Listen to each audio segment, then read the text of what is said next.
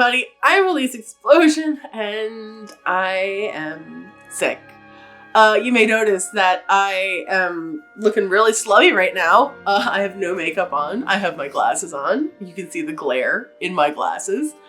And that is because I have COVID. I'm not happy about this. I got it from my husband's coworker, but I digress. Either way, I'm sick. And I thought that what better to spend the time that I'm sick than to ask my friends to ask me some questions to do an AMA video for YouTube. It's no big special occasion. Oh god, I look all swollen. Ugh. But anyway, I usually do AMAs for like big occasions. This is not a big occasion. I just wanted to answer some questions. My friends gave me some really awesome questions, ones that actually made me think, ones that made me write down answers, because I know that because I have brain fog right now, I'm not going to remember the answers to everything. So I am just going to start. The first question is from my friend Rinku. It's Rinku Streams. And he asks, favorite animated show from each decade you've been alive? Starting off with a bang, I guess. And that's one of the ones that I wrote down. So there were some decades that I could not narrow it down to just one show. So for the starters, since I was born in the 80s, we're going to go between Beetlejuice, the animated series, and the Masters of the Universe, I guess, duology. I'm not going to count the New Adventures of He-Man. I'm not familiar with that, but definitely He-Man and She-Ra are two of the most formative pieces of media in my life, and the early Beetlejuice cartoon is honestly what I had the most connection with, more so than the movie for the longest time. He-Man was even my first word. So the 80s. 90s, we're gonna go with Nickelodeon's Angry Beavers, was my favorite Nicktoon, is my favorite Nicktoon. Mr. Explosion bought me the boxed set for either my birthday or Christmas one year, and it's wonderful. I love that. Always very funny, always pretty irreverent. For the 2000s, I went with Clone High, which is another one that I own on DVD. If you've never seen Clone High, it is fabulous. There's also MTV's Downtown, but I'm not sure if that's late 90s or early 2000s. That's when I started to watch a bit more of like the edgier cartoons. I think I should mention that there's like an overall caveat of The Simpsons being wonderful, and that just encompasses this entire freaking list. The 2010s, I gotta give a lot of love to Steven Universe. Steven Universe was a really big part of my life for a while. It's one of the first things that I started making content for on this channel. Not necessarily like theory videos, but I did a few Steven Universe unboxings. And also I've had The Amazing World of Gumball. Sleeper hit. Did not know that I liked that one as much as I do. It's very funny. I enjoy that one quite a bit. And for the 2020s, I'm cheating a little bit because this is technically 2019, but the whole first 2.5 years of this decade have been an absolute blur. And I'm going to go with Infinity Train, which was just sadly removed from HBO Max. Absolutely devastating loss there. And I'm going to also say Craig of the Creek. Both of those shows are brilliantly written, appropriate for people of all ages. I would say at least Infinity Train for sure. Craig of the Creek may skew a little bit younger, but there's a lot of like really awesome nostalgia, like childhood nostalgia, at least for Craig of the Creek for me. So yeah, those are my best of the decades. That was a really interesting question. I like that one a lot. And then we're gonna be followed up with my friend Connor Klang asked favorite movie from 2007, and when I asked him why specifically 2007, he said, and I quote, "That's when all of the best movies were released." And I didn't know if I believed him until I went to the IMDb page, and this is literally on the first 2 or 3 pages of films released in 2007. I have 1, 2, 3, 4, 5, 6, 7 on my list. I think ultimately my number 1 is going to be Shoot 'Em Up, which is a very, very funny tongue-in-cheek action movie with Clive Owen, followed by Dan in Real Life, black comedy with Steve Carell. I really love that one. Super underrated. and great soundtrack. A lot of these will have the great soundtracks. That was very big for me. Lars and the Real Girl is a very unusual movie. I can't remember what's his name. Brain fog. I'll pop it in. Hot Fuzz, which is a fabulous movie. Teeth, which I cannot recommend to everybody, but I quite enjoyed it as far as horror, as far as horror movies go. It's not really a comedy. And if it is, I don't know. It's been a long time since I've seen it. Walk Hard, the Dewey Cox story, which is a comedy. Delightful one at that. And of course, the Simpsons movie. So, I did not think, if I had to pick just one of those movies, it's probably like picking my favorite child, but I'm gonna go with Shoot 'em Up, because that movie is terrible, but it means a lot to me. It's wonderful, and I love it. The next question is from my friend Des, Let Your Heart Fly on Twitter, and she asked, favorite Ninja Turtle? And I have always been a Raph kind of gal. He's always been my favorite. I liked how he was a little hot-headed. I liked that he has size. I have a lot more respect for Leonardo as an adult, but when I was a kid, I was all about Raphael. The next question is a three-parter. This is from my friend Emily, Pantalones Fuego, and she asks, top 3 flowers, smells, and types of weather ranked by any criteria. This is not what I wrote down. So my top 3 flowers, Lily of the Valley are actually my #1 favorite. And it's so funny because obviously if you're an Animal Crossing player, those are the flowers that appear on your island once you receive a 5-star ranking. But more importantly to me, they grew wild in my great-grandmother's backyard. And I remember her picking them and putting them in like a little bud vase in the bathroom, so the entire house would start to smell a little bit less like old Ukrainian woman and a little bit more like Lily of the Valley. And it was wonderful. I always associate them with my great-grandmother. And yeah, they're really special to me. Number 2 are primroses, which if any of my high school friends are watching this one, you'll get that. Primroses, my love of primroses stemmed from a late night slumber party where we were trying to solve the answer to a riddle. And I just kept shouting the name of anything I thought could potentially be like a reddish color. The answer to the riddle was rust.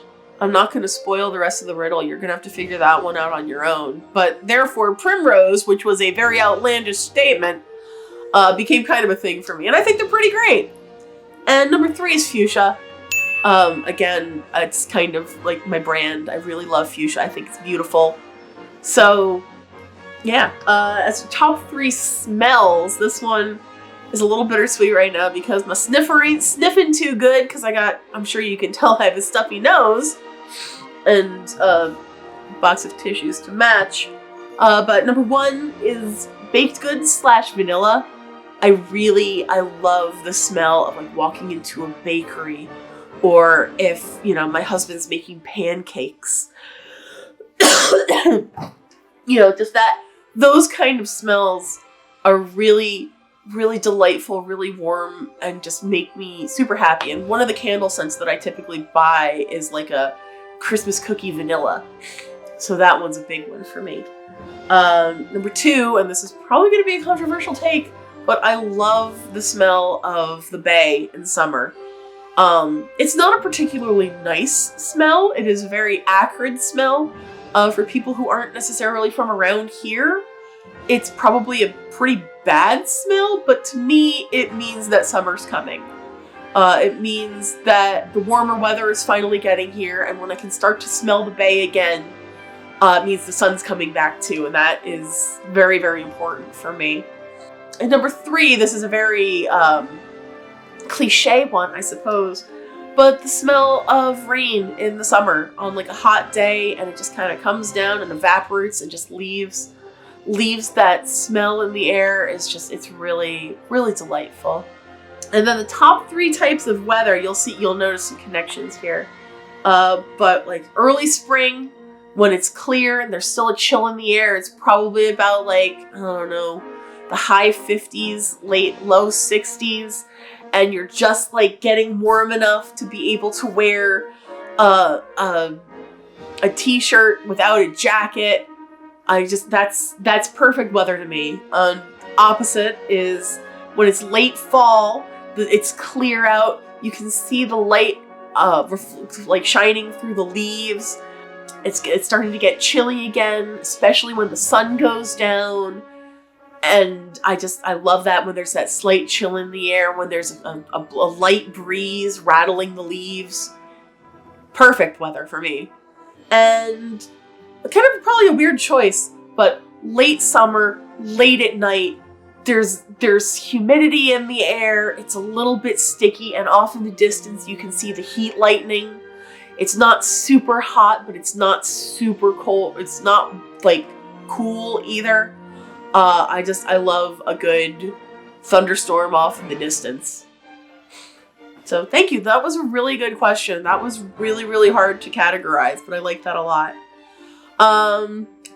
Liz, Fresh Fruit Blood on Twitter asks, best and worst weird soda you've ever had?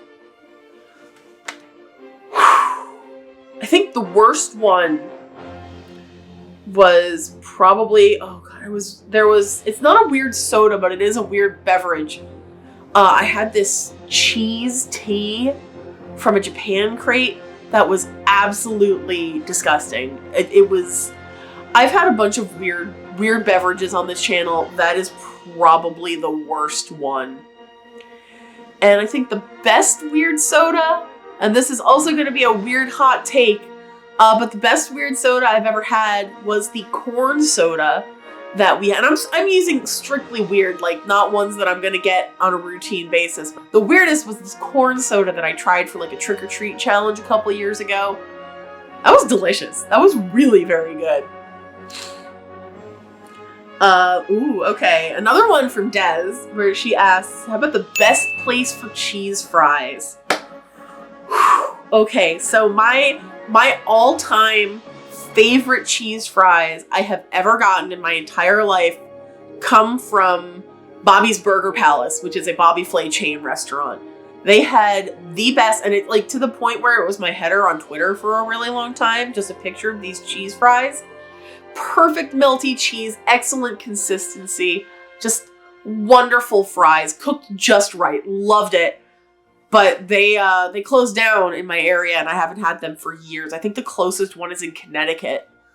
But as far as runners-up go, there's a local chain in New Jersey called 30 Burgers. It used to be 25 Burgers, but I guess they found 5 more under the rug or something.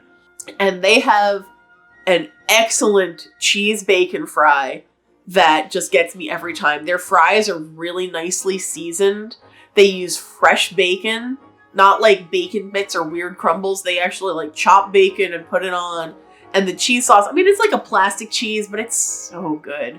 So good. I could probably go for some of those right about now. The next question is from Jelly Buns, my favorite VTuber. And she asks, if you were a dragon, what kind of breath would I have? And what kind of horde would I have back at my lair? Ooh, that's a good question.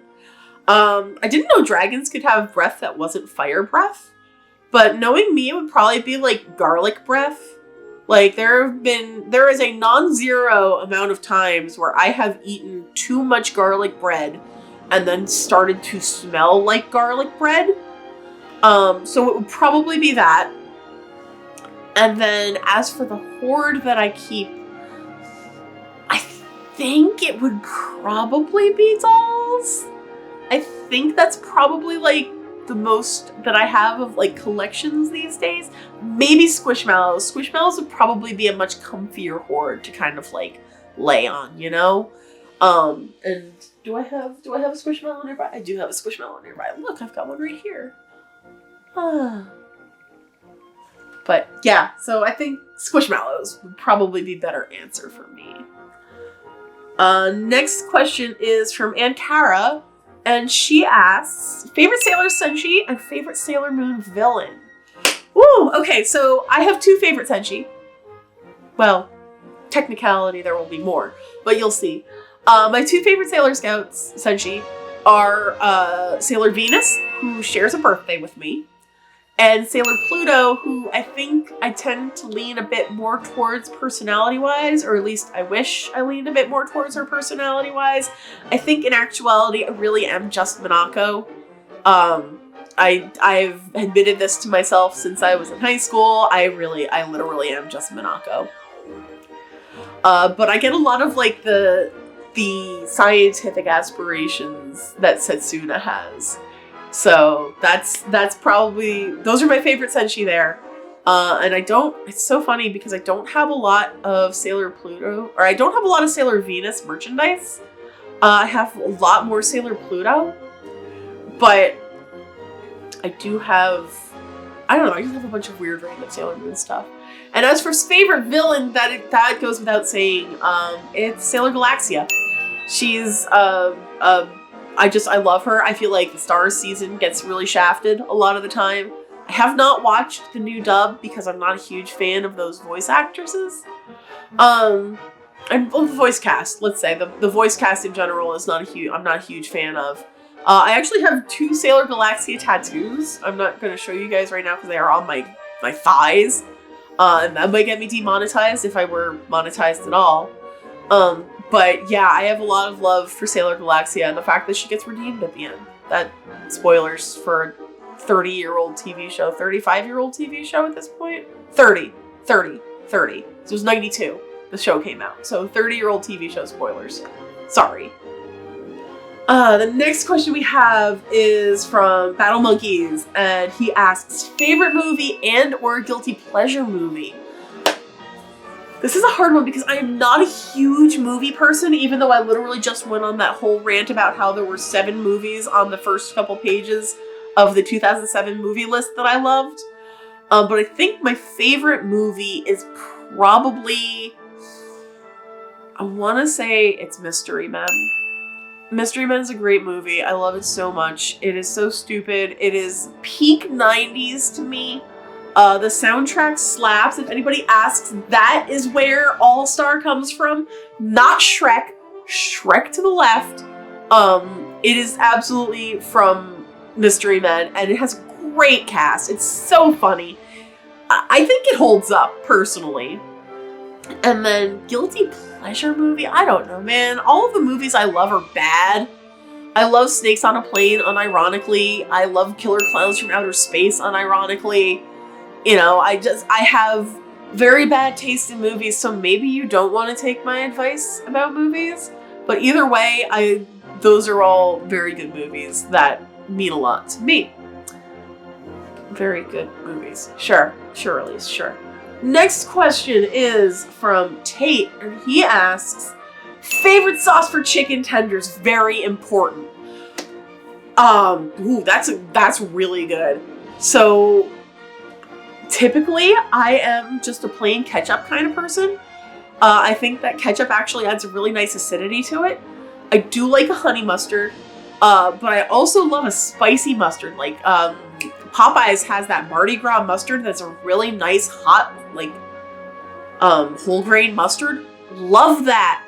But I'm also a big fan of cheese sauce. And there's a place that I go to up by the office called Sticky's Finger Hut. I think Sticky's Finger Shack. I don't remember exactly. It's a small chain. I think they're based out of New York. And they have they call it Mac sauce. And it's like a macaroni and cheese sauce, but it's got jalapeno in it.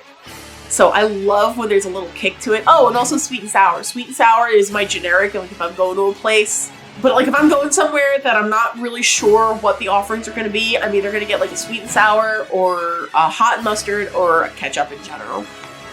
That's a really good question, and now I need to blow my nose. All right, the next question is from Loops. And she asks, what's your go-to comfort food? Something you can whip up in like 15 minutes. Okay, I have a couple. And some of these are not, I mean, none of these are particularly healthy. But I'm a big fan of, you get like a box of pasta, and put some of it in some boiling water. You cook up the pasta, you drain it, you add a giant, like, heaping tablespoon of margarine, not butter, has to be margarine because you need the salt content, and just an ungodly amount of Parmesan cheese. I use, like, fresh grated, but if you want to use the stuff in the green box, like in the green tin, use the stuff in the green tin, that's fine too. But that is my I need food now. That's my default. I also have microwave nachos, which is tortilla chips and shredded cheddar cheese, and you put them in the microwave for like 30 seconds. That's I need food immediately. And also, take a packet of instant ramen, and you cook that, and then you put it in a frying pan with some soy sauce and some minced garlic and some canned mushrooms, and you kind of do like a quick stir fry of that. I guess it's almost like a yakisoba, but that's like longest time. So I guess like immediate is microwave nachos, medium is ramen stir fry, and then like got a little bit of time, you're not super hungry yet, but you know you're getting there, is the box of pasta. All carbs. I apologize to any friends who are keto. But I need carbs in my life. Okay, the next question is from my friend Claire, that is Purplish Prose on Twitter, and she asks, what's a piece of media you really wanted to like but ended up hating? I think for me, I wish I liked, I really do wish I liked Justin Roiland projects. I think it would make life a lot easier, but I can't stand them. I am not a fan of Rick and Morty or any of the other stuff that he's done. It's all the same thing with a different gloss of paint. Very much like the Seth MacFarlane projects. They're all the same damn thing. Like, Family Guy is the Cleveland Show, is American Dad. It's all the same damn thing, and none of them appeal to me. But I don't think that's necessarily an uncommon sort of thing.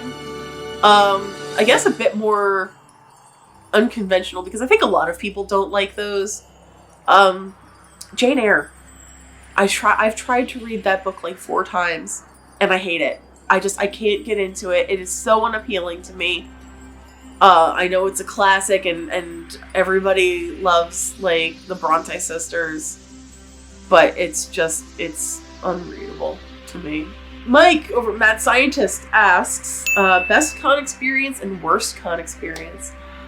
Best con experience, and it's funny because he's involved, we went to Anime Next it was the last year before they moved to Atlantic City, and it was me and Sarah and a bunch of our friends, and Mike was there, and we all got dressed up and went to the rave. We had a big slumber party in the hotel room. We were staying at we were actually staying at the hotel that was attached to the convention center, which we never get, and that was fun as hell. I'm pretty sure we ordered Domino's. No, we didn't order Domino's, we ordered Pizza Hut, which was even better. And I don't really remember too much about the convention itself, because I never really do, like, panels or anything. I did a lot of cosplay back in the day, and that's when, that was when I had my Kirby. Kirby was one of my all-time favorite cosplays, and Sarah was King Dedede. And Mike was, what's his name from Firefly and Serenity? Captain Malcolm Reynolds. And I'll pop in some pictures. I still have them kicking around. We had a great time. It was a ton of fun. It was the people that made that one. And the worst con experience, back in 2016, Karen and I traveled to Buffalo, New York, which is a 9-hour drive for us to go to a little convention called TatsuCon. We were promised by somebody that this was a very lucrative event, that we were gonna, make bank doing art there, and it was a fucking ghost town. There was, like, no food, there was, like, no attendees, there was a person wearing a fursuit that looked like it had mange. It was that poorly kept. And again, this was 9 hours from home. The only saving grace was that our friend Tiana was there.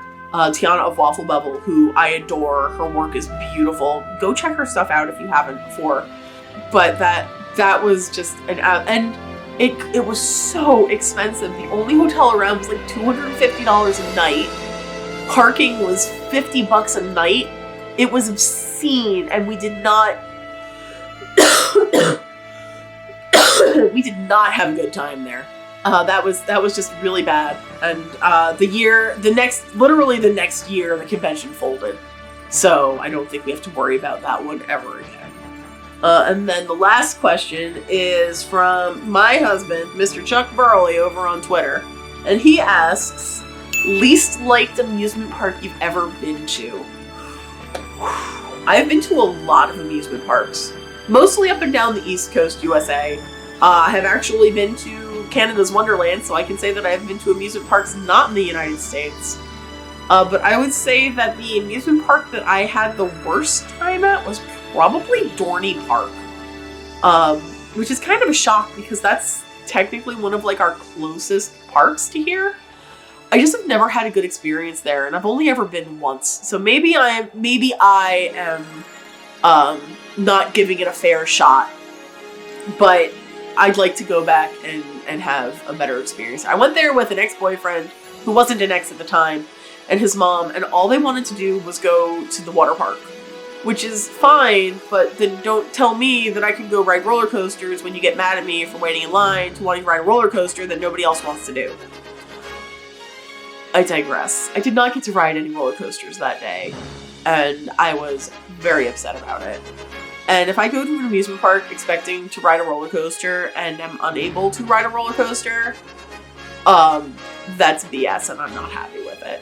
But I think that is all of the questions. Thank you guys so much for asking them, for letting me answer them, for getting my mind off being sick for half an hour. I'm gonna have to edit this one down big time. But anyway, thank you friends so much for hanging out, for liking, commenting, and subscribing. Hopefully the next time you see me, I will probably be well, because I have a decent amount of videos filmed where I'm not sick. But yeah, hopefully this passes soon.